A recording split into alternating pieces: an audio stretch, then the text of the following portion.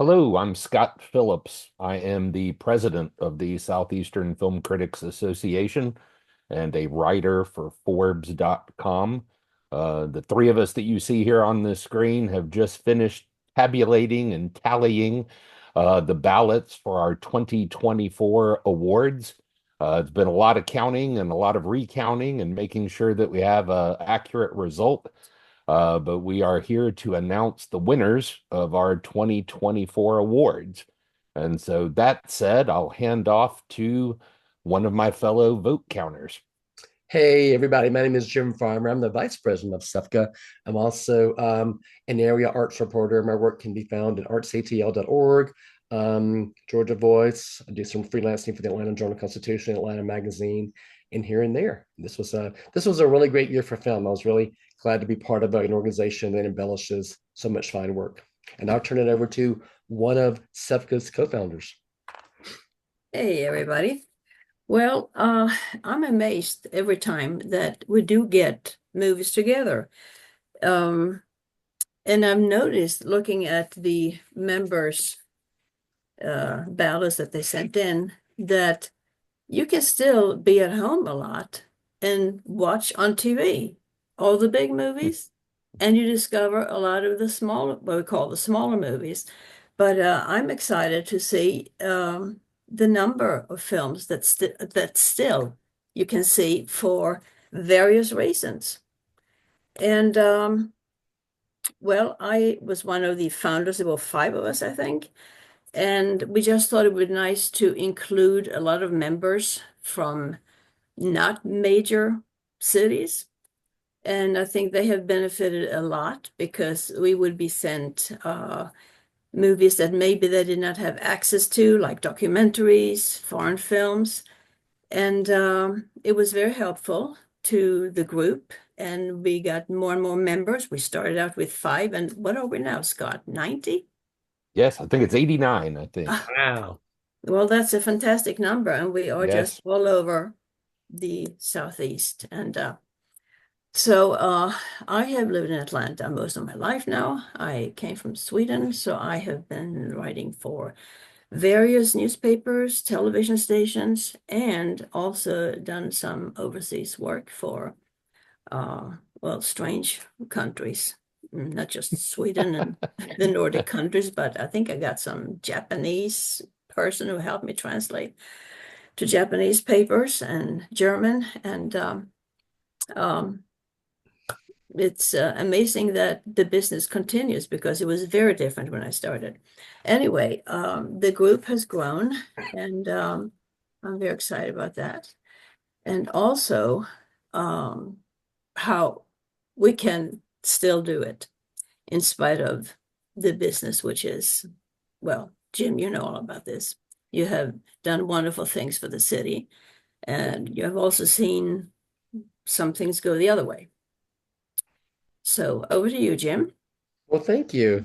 Thank you for all. I mean, Mercy, you've been around for a long time. When I first moved to Atlanta, I read your work all the time. So thanks for helping co-found this organization and all the work you've done. Thanks, Scott, for your leadership. Scott and I have known each other since I guess the red and black days in the University of Georgia a very long Absolutely. time ago. So anyway, now we're both sort of doing this not for a living, but we both do this. So I For think love, let's say for it. love. I think all of us have day jobs these days, but we still write about film for love. So why don't we, Scott, why don't we talk about some of this year's winners? Sure, absolutely. We can start out with the continuing domination of Trent Reznor and Atticus Ross in the world of film scores. They took home our award for best score for Challengers. And I have to say, of the awards that I tabulated the votes, that was the biggest runaway victory that I had. That seemed to universally get acclaim from all of our members. It was on almost everybody's ballot. And so Challengers was the clear winner for best score. Then best cinematography, and it probably doesn't come as a surprise to anybody who saw the first movie and then saw the second movie. But Dune 2 took home our award for best cinematography. I believe, hopefully, I'm not butchering the name. I believe it's pronounced Grieg and not Greg. I believe it's Grieg Fraser, was the DP on Dune Part 2. And so he took our very well-deserved award for Best Cinematography. Um, then in Best Documentary, this was the tightest race that I had as a vote counter with two ballots remaining. I had three films tied for the lead. Wow. So it was by a nose, Sugarcane, the documentary of abuse of Native American children at these so-called residential schools that existed near reservations, and the disappearances, abductions, abuse, and what have you that they unfortunately withstood back in those days. And so, excellent documentary. It took home our prize just kind of by a nose. And then when it comes to best foreign film, that was also very hotly contested, but Amelia Perez walked away with best foreign language film. And so I believe, aside from being the one who tabulated our version of Best Picture, that takes care of the awards that I was in charge of. And I believe, Jim, you had animated screenplay and some other awards that you were in charge of. Exactly. My most contested category was Best Animated Feature, which literally went down to the final ballot. I mean, there were two that were neck and neck. The runner-up wound up being Flow, and our winner for Best Animated Feature was The Wild Robot. Both are exceptional films. I'm very, very happy. I hope a lot more people see both of these films are exceptional. For Best Adapted Screenplay, that award, the runner-up for Best Adapted Screenplay went to Nickel Boys. The winner for Best Adapted Screenplay went to Conclave. For Best Original Screenplay, the runner-up went to The Brutalist. And our winner for Best Original Screenplay was Sean Baker and Honora. And for Best Director, we had a runner-up for the runner-up in that category was Sean Baker for Honora, and our winner was Brady Corbet for The Brutalist. And I'm very, very happy for Brady Corbet. I'm a huge fan of a film he did a while ago called Mysterious Skin, which was one of my Mhm. favorite films of all time. And I hadn't heard a lot about Brady Corbet until recently that he was directing again. And for Brady Corbet to direct something as authentic and as amazing as The Brutalist and be recognized, I'm extraordinarily proud of him. So anyway, those are my four categories. I will now turn it over to Mercy for the acting highlights. Well, everybody loves to see who won, and we use those terms. They win because they get the most votes. And we also call them actor and actress. I know many groups have stopped doing that, but it's nice and old-fashioned, and we might eventually return to that. So it was very evenly, there was not one big favorite. They were fairly evenly spread out the way the people voted, but we still had winner and runner-up. And our runner-up in the Best Actor category was Coleman Domingo for Yay. Sing Sing. And this is an actor that I just love everything he is in. Yeah. And he changes every time. And he's a like a person you know personally. Yeah. And I am very happy that he got that far. Would have been better if he had won, of course. But the winner was Adrian Brody. No surprise for The Brutalist. I must confess I haven't seen that movie, but I have to because it's getting so much love in our group and in other places too. So over to Best Actress. And this result was almost a given because well, I should say the runner-up first, I guess. The runner-up was Demi Moore, who has come back from, well, everybody thought she had retired, but she has returned. And The Substance was a very interesting movie, kind of unpleasant at times, but it caused a renewal of her career, and I'm happy for that. But the given winner seems to be, I think she's pronounced Mickey Madison for the movie Anora. And I had a hard time seeing the movie because it was very unpleasant, but it has a lovely scene at the very end that justifies everything. Exactly. So this was our best actress, Mickey Madison for Anora. The best supporting actor, uh, well, Kieran Culkin I have followed in his Succession show for many, many years. And he was the runner-up with A Real Pain, which is a terrific movie. Mm-hmm. And again, I did not see the brutal list, but Guy Pearce won overwhelmingly. A great favorite. I must see that movie. And in the best supporting actress category, this is sort of interesting. Well, I'll just go to it. Zoe Saldana, I think it's pronounced, won not this time, but she won a lot of other prizes all over the world. However, here she was our runner-up. It was a fairly close race. She won for Emilia Paris. And the winner is Ariana Grande for Wicked, which surprised me. Best ensemble. This is a group that, or a category that we installed a couple of years ago. And it's very hard to pick because you can basically say, well, everybody's working as a group, everybody is an ensemble in a movie, but not really, because some stand out. For me, the standout was Sing Sing, which was a runner-up. The winner was Conclave, and that was a magnificent movie. It was very old-fashioned in a way. The way it worked for me was maybe that old-fashioned kind of a film. The colors, of course, it's about the papal election, and it's only men, but they are dressed in fantastic outfits. So I enjoyed that. And I enjoyed the mystery, because it is a mystery. And I enjoyed Jeremy. Who was the actor? Was it Jeremy Irons? No. No. Ray Fiennes. Ray Fiennes. Ray Fiennes.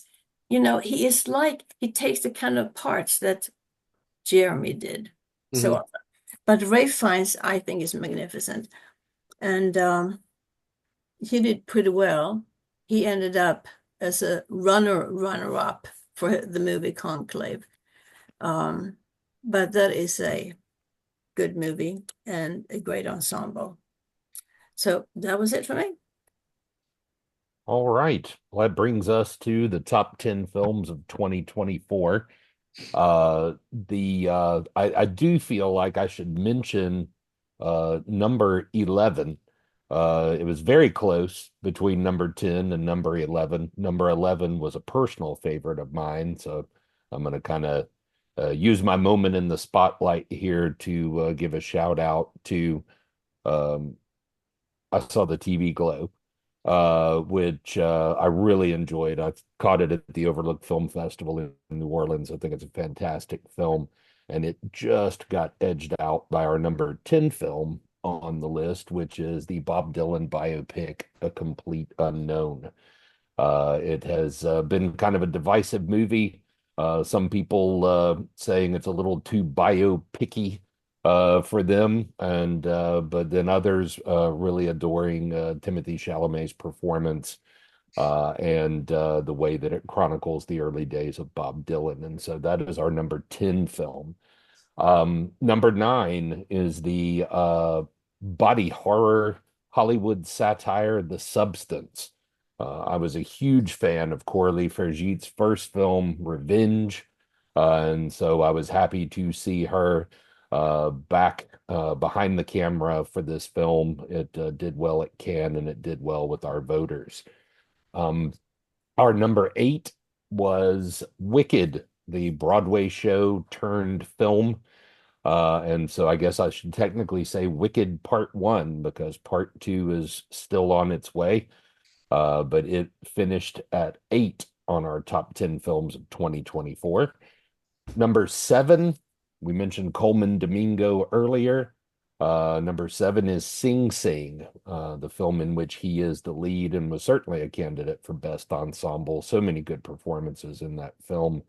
And that was our number seven film. Number six is the adaptation of the Colson Whitehead novel Nickel Boys. And that placed number six on our list for 2024. Very interesting cinematography in that film. It got a lot of discussion about its first person point of view way of operating the camera in that film. It definitely got a lot of votes when I tabulated best cinematography. Number five, entering our top five here, is Luca Guadagnino's Challengers. That placed very well and obviously took home our award for best score. Um, our fourth film of the year was Dune Part Two, the alleged maybe conclusion of the Dune story, or is it really going to be a trilogy? I think maybe they're still deciding, but anyway, it was a fabulous resolution to part one, at least, and it placed number four with our voters. And then the final three won't come as any big surprise as to what they are. It just may be a bit of a surprise as to what order they are in. Number three is the acting masterclass that was Conclave, starring Ray Fiennes, John Lithgow, Stanley Tucci, Isabella Rossellini, and the list goes on and on. So very suiting that they won Best Ensemble, and so Conclave rests at number three. And number two is actually the film that received the most awards from us, yet it finished at number two on our top 10 list, and that is The Brutalist. It won Best Actor, Best Supporting Actor, Best Director, and then rests at number two on our overall list. And then the final film, our number one film for 2024, is Sean Baker's Honora, the Palme d'Or winner from Cannes, and just the overall favorite film with our group. It was close. Nora and the Brutalist, it was close, but in the end, Sean Baker's tale of a sex worker looking for a meaningful relationship in our modern world took the top spot. And so that concludes the top 10 films of 2024. I think that's a great list. So many diverse films on there. I mean, it's and so many of those films I fully intend to see again once I've gotten through everything that I'm attempting to watch. Absolutely. But let me ask both of you a question. Are there any films that you both really liked that you were pleasantly surprised, made some of our lists? Like for me, I was very happy for The Substance.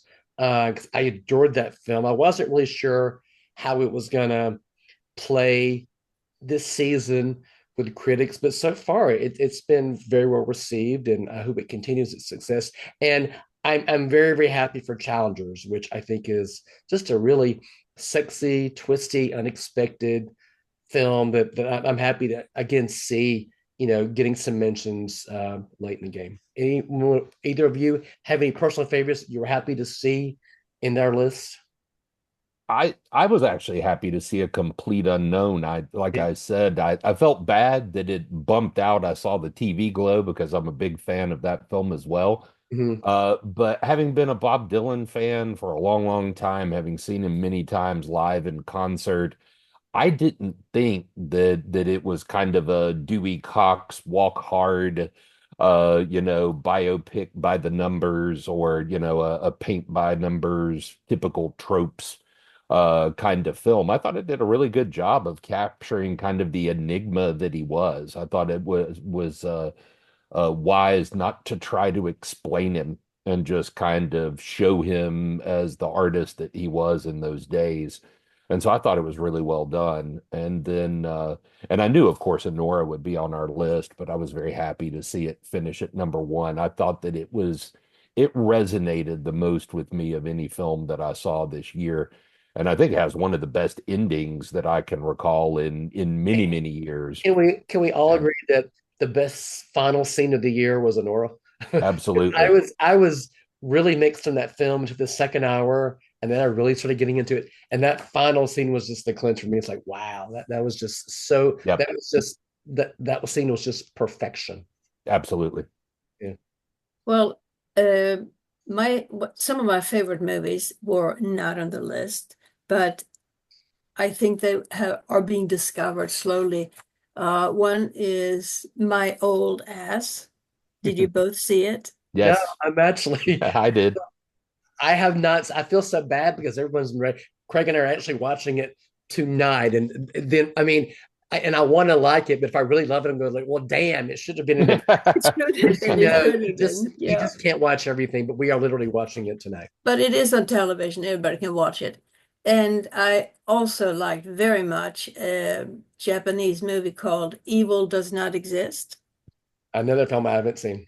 A little Great bit film. slow in the beginning, but it has stranger ending than we were talking about for Anora, but interesting nevertheless. What surprised me was how poorly Maria did. The how should we call it? Well, it's about Maria Callas, but it's what everybody's talking about is Angelina Jolie's performance. Right. And it is the third of a series of movies about famous women and how lonely they were. I haven't written down the author's name or the director, so I can't remember it. That's But he Pablo also he Larraín. started, Right. thank you. He started, of course, with Jacqueline Kennedy, and then he did Princess Diana, and I wasn't too overwhelmed with those. Um, we don't know very much about these women, so this guy can just kind of go on and invent things. But this one I really liked, and I was surprised that it didn't do any better. And it seemed like it went straight to TV, and maybe that's what happens to those movies. But oh, and another one that surprised me that it didn't do better was A Different Man. I thought that was Right. fascinating premise. Great So, Sebastian Stan performance. mhm. He's had a pretty amazing year. He Uh, has. that and The Apprentice, and he's wonderful. He's had a tremendous year. I was a little. I mean, there's so many good films this year. It's hard to kind of will them down to a top 10. I'm a huge fan of Baby Girl. Uh, Hmm. I think I love Nicole Kidman's performance in that movie, and I really enjoyed Juror number two, especially for its ensemble. Right. Some people thought it was maybe a little predictable, maybe a little TV movie of the week, but I thought the ensemble was just peerless, and I'm glad that I wish more people had seen Juror number two. I wish it had been a wider release and just more of an awards push for Juror number two. But those are two of my films I really like that I would have loved to have seen more here. But as we all know, we have a great list. And there's some really good stuff that we were able to embellish. Right. I guess that's what a top 20 is for. Exactly. We Yeah, can just imagine that all the ones we just discussed were in our bottom 20 had we voted on them. exactly. Well, this has been fun. Congratulations to all of our winners out there. For those of you who have not seen these films, watch them. Some of these films haven't opened yet. A lot will be opening at the end of December, early January. So please see these films. They're all incredibly worth seeing. Scott, Mercy, do you have any final words? Yeah, I think it was a great year for film, you know. It seems like every year, I don't know, I feel like the naysayers get magnified, you know. It was a terrible year for film. Oh, theaters are dying and all of these kinds of things. And I think we just live in a bit of a fragmented universe. You just have to know where to find these things, which can sometimes be difficult. But if you put together what the year really had to offer for movie fans, I thought it was a great quality year once again. Exactly. Exactly. Well, one more thing I'd like to say is that I am right now in the middle of watching on television Horizon, an American Saga, the Kevin Costner movie that was, well, it wasn't liked by the critics. No, It opened in the movie theaters. It cost, what, $400 million? It was, but the money's there. And it was filmed in Utah, where my younger son lives. So it was fun to recognize those places. right. And he's visiting right now for Christmas and could tell us exactly where this and that was filmed. So we enjoy that. But also, it wasn't as bad as I had been led to believe. And Right. I'm glad several members noticed it too. Okay. Great. This has been a lot of fun. I hope we can do more SEFCA chats like this Be great. throughout the year. And my old ass is going to go watch my old ass. That's a Let great, me know what you think. it's a great note to end on, Jim. Thank Take you all care. so much. Take care. Bye bye.